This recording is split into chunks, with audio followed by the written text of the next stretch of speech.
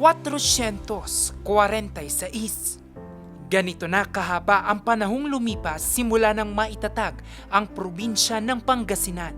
Sa nagdaang mga taon, saksi ang probinsya sa mga gera, pagbangon nito mula sa pandemya at sa patuloy na pag-unlad. Pero sa higit 4 na siglo, ano nga ba ang narating ng probinsya? Ang narating masusukat daw sa galing ng bawat Pangasinense sa agrikultura, turismo, sining, sipag at determinasyon. Dito na po ako nabuhay po sir eh. Dito po ako kumikita, dito po ako yung karanasan ko bilang mag-aasin.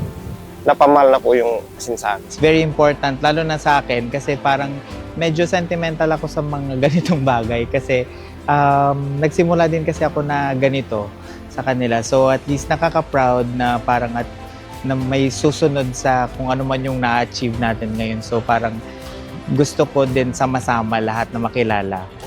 Sa mensahe ni Governor Ramon Monmongico III, ipinaabot nito ang taos-pusong pasasalamat sa bawat Pangasinense.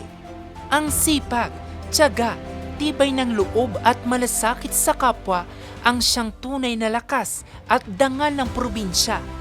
Samantala, nakatakda namang ibahagi ni Governor Gico III ang mga programang naabot ng kanyang administrasyon sa pag-unlad ng probinsya sa nakatakdang State of the Provincial Address sa ika-8 ng Abril.